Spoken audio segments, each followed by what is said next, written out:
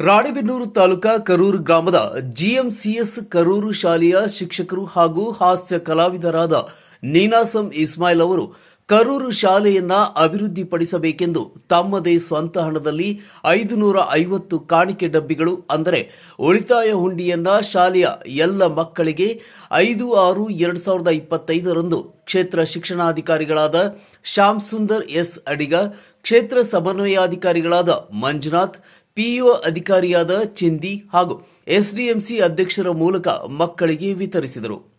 ವಿತರಿಸಿದ ನಂತರ ಈ ಡಬ್ಬಿಗಳನ್ನು 1 ವರ್ಷದ ಬಳಿಕ ಪೋಷಕರ ಸಭೆಯನ್ನ ಕರೆದಾಗ ಈ ಡಬ್ಬಿಗಳನ್ನು ಶಾಲೆಗೆ ಹಿಂದಿರುಗಿಸಬೇಕೆಂದು ತಿಳಿಸಿದರು. ನಂತರ ಸಂಗ್ರಹವಾದ ಈ ಹಣದಿಂದ ಶಾಲೆಯ ಅಭಿವೃದ್ಧಿಗೆ ಬೇಕಾದ ಕಲಿಕಾ ಸಾಮಗ್ರಿಗಳು ಅಥವಾ ಇನ್ನಿತರ ಸಾಮಗ್ರಿಗಳನ್ನು ಪೋಷಕರ ಸಲಹೆ ಮೇರೆಗೆ ಖರ್ಚು ಮಾಡಲಾಗುವುದೆಂಬ ತಮ್ಮ ಪರಿಕಲ್ಪನೆಯನ್ನ ತಿಳಿಸಿದರು. ಕಳೆದ ವರ್ಷ ಶಾಲಾ ವಾರ್ಷಿಕೋತ್ಸವವನ್ನು 25 ವರ್ಷಗಳ ನಂತರ ಮೊಟ್ಟ ಮೊದಲಿಗೆ ಮಾಡುವುದರ ಜೊತೆಗೆ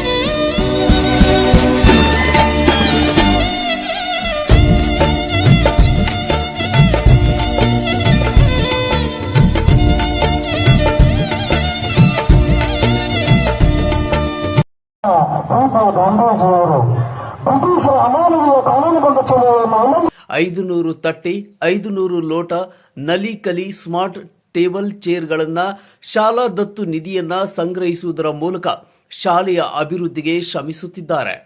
ಇವರ ಈ ಸರ್ಕಾರಿ ಶಾಲೆಯ ಕಳಕಳಿ ಮತ್ತು ಕಾರ್ಯ ಇನ್ನಿತರ ಶಾಲೆಗಳಿಗೆ ಮಾರ್ಗದರ್ಶನವಾಗಿದೆ ಎಂದೇ ಹೇಳಬಹುದು. ಈ ಕಾರ್ಯಕ್ರಮದಲ್ಲಿ ಎಸ್ಡಿಎಂಸಿ ಅಧ್ಯಕ್ಷರಾದ ಹನುಮಂತಪ್ಪ ಕುರುಡಪ್ಪನವರ್, ಹಿರಿಯ ಶಿಕ್ಷಕರಾದ ಸಿವೈ ಮಡಿವಾಳರ್, ಕುಮಾರ್ ಆಶ್ಫಕ್ ಅಹಮದ್ ಶಿಕ್ಷಕರು, ಪ್ರಧಾನ ಗುರುಗಳಾದ ವಿವಿ ಮಣಬಸಣ್ಣರ್ ಹಾಗೂ ಎಲ್ಲ ಗುರುಗಳು ಮಕ್ಕಳಿಗೆ ಜಿಎಂಸಿಎಸ್ ಕರೂರು ಶಾಲೆಯ ಉಳಿತಾಯ ಹುಂಡಿಯನ್ನ ಮಕ್ಕಳಿಗೆ ವಿತರಿಸುವುದರ ಮುಖಾಂತರ ಶಾಲೆಯ ಅಭಿವೃದ್ಧಿಗೆ ಶ್ರಮಿಸುತ್ತಿದ್ದಾರೆ. ಇವರ ಈ ಕಾರ್ಯ ಸರ್ಕಾರಿ ಶಾಲೆಗೆ ಮಾದರಿಯಾಗಲಿ. ದಿಂದಲೇ ಇವು ಜ್ಞಾನದಿಂದಲೇ ಪರವು, ಜ್ಞಾನವಿಲ್ಲದಲೇ ಸಕಲವೂ ತಾನಿದ್ದು ಹಾನಿ ಕಾಣಯ್ಯ ರಾಮನಾಥ ಎನ್ನುವ ಹಾಗೆ ಜ್ಞಾನ ಮನುಷ್ಯನಿಗೆ ಬಹಳಷ್ಟು ಗೌರವವನ್ನ ಸಮಾಜದಲ್ಲಿ ತಂದುಕೊಡ್ತಕ್ಕಂಥದ್ದು. ಯಾರು ಜ್ಞಾನದ ಹಿಂದೆ ಓಡ್ತಾರೆ ಅವರು ಸಮಾಜದಲ್ಲಿ ವಿಶೇಷ ವ್ಯಕ್ತಿಗಳಾಗಿ ಬದಲಾಗ್ತಾರೆ ಅನ್ನೋ ಒಂದು ಮಾತನ್ನ ಹೇಳ್ತಾ, ಇಲ್ಲಿ ಕೇಳಿ, ಜಿಎಂಸಿಎಸ್ ಕರೂರು ಶಾಲೆಯ ಉಳಿತಾಯ ಹುಂಡಿ ಏನಂತ ಇದೆ ಇದರಲ್ಲಿ? ಜಿಎಂಸಿಎಸ್ ಕರೂರು ಶಾಲೆಯ ಉಳಿತಾಯ ಹುಂಡಿ. ಈಗಾಗಲೇ ಈ ಒಂದು ಯೋಜನೆ ನಮ್ಮ ಶಾಲೆಯಲ್ಲಿ 2ನೇ ಬಾರಿ ಇದನ್ನ ಪರಿಚಯ ಮಾಡ್ತಾ ಇದೀವಿ.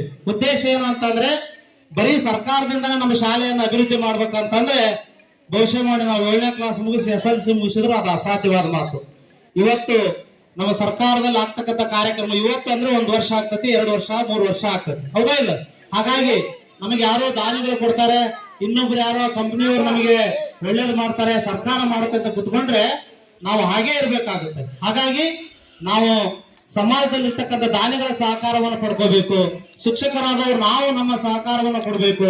ಮಕ್ಕಳಿಂದ ಏನು ತೆಗೆದುಕೊಳ್ಳಿಕ್ಕೆ ಶಾಲೆ ಅಭಿವೃದ್ಧಿಗೆ ಸಾಧ್ಯ ಇದೆ ಅದನ್ನು ಮಾಡಬೇಕು. ಈ ಎಲ್ಲ ಕೆಲಸಗಳನ್ನ ಮಾಡಿದಾಗ ಮಾತ್ರ ನಮ್ಮ ಶಾಲೆ ಹೇಗಿರ್ಬೇಕು ಅನ್ನೋ ಒಂದು ಪರಿಕಲ್ಪನೆಯನ್ನ, ಅನ್ನೋ ಒಂದು ಗುರಿಯನ್ನ ನಾವು ಮುಟ್ಲಿಕ್ಕೆ ಸಾಧ್ಯ ಇದೆ. ಆ ಒಂದು ನಿಟ್ಟಿನಲ್ಲಿ ನಮ್ಮ ಮಕ್ಕಳ ಒಂದು ಕಾಂಟ್ರಿಬ್ಯೂಷನ್ ಸಹಿತ ಮಕ್ಕಳದ ಒಂದು ಇತಿಹಾಸ ಇರಬೇಕು. ನೀವು ನಾಳೆ 7ನೇ ಕ್ಲಾಸ್ SLC ಪಾಸ್ ಆದ್ಮೇಲೆ ಇಲ್ಲೇನೋ ನೀವು ಒಂದು ನಿಮ್ಮ ಹಣದಿಂದ ನಾವೊಂದೇನೋ ಡ್ರೆಸ್ ತಂದಿರ್ತೇವೆ, ಒಂದು ಬೋರ್ಡ್ ತಂದಿರ್ತೇವೆ, ಏನೋ ಒಂದು ಗಾಡ್ರೇಜ್ ತಂದಿರ್ತೇವೆ.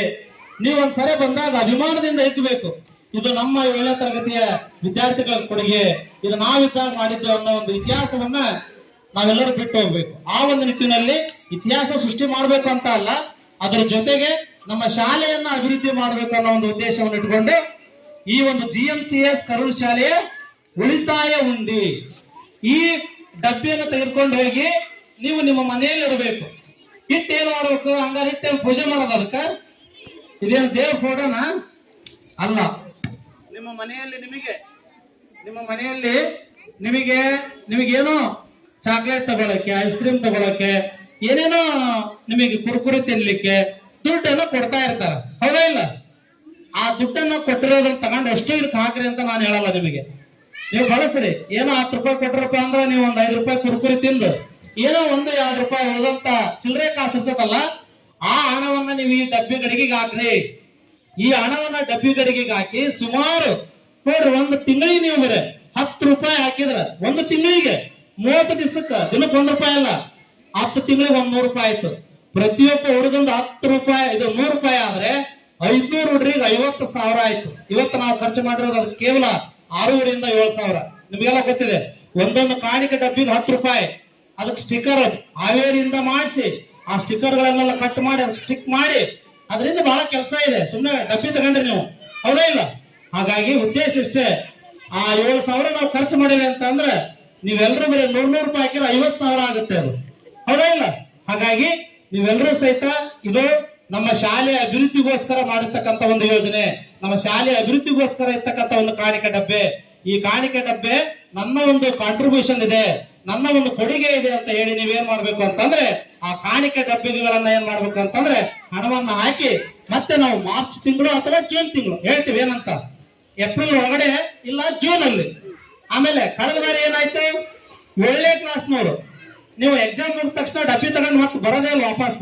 ಕಳೆದ ಬಾರಿ ನನಗೆ ಆಗಿದೆ ಆ ಅನುಭವ. ನೀವು ನಿಜವಾಗ್ಲೂ ನಿಮ್ಮ ಶಾಲೆಯ ಬಗ್ಗೆ ಕಾಳಜಿ ಇದ್ರೆ, ನಿಜವಾಗ್ಲೂ ಅಭಿಮಾನ ಇದ್ರೆ, ನೀವು TC ತಗೊಂಡು ಹೋಗಿ ಬರ್ಬೇಕಾದ್ರೂ ಸಹಿತ ಏನ್ ಮಾಡ್ಬೇಕು ಅಂತಂದ್ರೆ ಆ ಡಬ್ಬಿಯನ್ನ ಕೊಟ್ಟು ನಿಮ್ಮ ಅಭಿಮಾನವನ್ನ ಮೆರಿಬೇಕು, ನಿಮ್ಮ ಗೌರವವನ್ನ ತೋರಿಸ್ಬೇಕು. ಮಾಡ್ತಾರೆ 7ನೇ ಕ್ಲಾಸ್ನವರು. ಮತ್ತೆ ನಮ್ದು 7ನೇ ಕ್ಲಾಸ್ ಪಾಸ್ ಆದ್ವಿ ಅಂತಂದು ತಗೊಂಡ್ ಹೋಗೋದಲ್ಲ ಡಬ್ಬಿನ. ಹಂಗಂತ ಮಾಡಿಲ್ಲ, ಕೆಲವರು ತಗೊಂಬಂದ್ ಕೊಟ್ರು, ಕೆಲವ್ರು ಯಾರ್ಯಾರು SLC ಅವರು ನಾನು ಕೊಡ್ತೇನೆ ಅಂತ ಹೇಳಿ ಡಬ್ಬಿ ತಗೊಂಡು ಹೋದ್ರು, ಬಟ್ ಅವ್ರು ವಾಪಸ್ ಬರಲೇ ಇಲ್ಲ. ಇರ್ಲಿ, ಅಟ್ಲೀಸ್ಟ್ ಅವರ ಒಂದು ಪುಸ್ತಕ ತಗೊಳಕ್ಕೋ ಪೆನ್ ತಗೊಳಕ್ಕೋ ಯಾವ್ದಕ್ಕೂ ಅನುಕೂಲ ಆಗಿದೆ ಅಂದ್ರೆ ಸಾಕು. ನನಗೆ ಬರೀ ಇಲ್ಲಿಗೆ ತಗೊಂಡ್ ಬರ್ಬೇಕಂತಲ್ಲ, ಅವರ ಒಂದು ಸೆಲ್ಫ್ ಡೆವಲಪ್ಮೆಂಟ್ ಆದ್ರೂ ಸಹಿತ ನನ್ನ ಉದ್ದೇಶ ಅದು ಈಡೇರಿದೆ ಅಂತ ನಾನು ಅನ್ಕೊಳ್ತೀನಿ. ಹಾಗಾಗಿ ನಾವು ಮಾರ್ಚ್ ಅಲ್ಲಿ ಹೇಳ್ತೇವೆ ಅಥವಾ ಜೂನ್ ಅಲ್ಲಿ ಹೇಳ್ತೇವೆ, ಆವಾಗ ಅದನ್ನ ವಾಪಸ್ ತಂದು ಕೊಡ್ಬೇಕು. ದಯಮಾಡಿ ತಾವೆಲ್ಲರೂ ಸಹಿತ ಅದನ್ನ ಏನ್ ಮಾಡ್ಬೇಕು ಅಂತಂದ್ರೆ ಅದು ಕನಿಷ್ಠ ಒಂದು ಅಮೌಂಟ್ ನಿಮ್ಮ ಶಾಲೆಯ ಅಭಿವೃದ್ಧಿಗೋಸ್ಕರ ನೀವೇನ್ ಮಾಡ್ಬೇಕು ಅಂದ್ರೆ ಅದನ್ನ ಒಂದು ಹೆಚ್ಚು ಆಗೋ ರೀತಿಯಲ್ಲಿ ನೋಡ್ಕೋಬೇಕು. ಯಾರು ಪ್ರತಿ ಕ್ಲಾಸ್ ನಲ್ಲಿ ಫಸ್ಟ್ ಅಂಡ್ ಸೆಕೆಂಡ್, ಯಾರು ಪ್ರತಿ ಕ್ಲಾಸ್ ನಲ್ಲಿ ಅತಿ ಹೆಚ್ಚು ಅಮೌಂಟ್ ಆಗಿರ್ತೈತಿ ಅವ್ರಿಗೊಂದು ಪ್ರೈಸ್ ಕೊಡ್ತೇವೆ, ಹೌದಾ ಇಲ್ಲ? ಇವತ್ತು ನಮ್ಮಲ್ಲಿ 14-15 ಸೆಕ್ಷನ್ ಇದಾವಲ್ಲ, 6 ಇಂಗ್ಲಿಷ್ ಸೆಕ್ಷನ್, 7 ಕನ್ನಡ ಸೆಕ್ಷನ್, ಮತ್ತೆ 2 LKG, 15 ಸೆಕ್ಷನ್ಗಳಿಗೆ ಸಹಿತ 15-30 ಪ್ರೈಸ್ ಗಳನ್ನ ಕೊಡ್ತೇವೆ. ಉದ್ದೇಶ ನೀವು ಚೆನ್ನಾಗಿ ಕಾಂಟ್ರಿಬ್ಯೂಟ್ ಮಾಡ್ಲಿ ಅಂತ. ಆಮೇಲೆ ಕೇಳ್ರಿ, ಹಲೋ, ಈ ವಿಶೇಷ ಹಾಗೂ ಪ್ರತಿದಿನದ ಸ್ಥಳೀಯ ಸುದ್ದಿಗಳನ್ನು ವೀಕ್ಷಿಸಲು ನಿಮ್ಮ ನ್ಯೂಸ್ 27 ಹಾವೇರಿ ವಾಹಿನಿಯನ್ನ ತಪ್ಪದೇ ಸಬ್ಸ್ಕ್ರೈಬ್ ಮಾಡಿ, ಶೇರ್ ಮಾಡಿ, ಸಪೋರ್ಟ್ ಮಾಡಿ.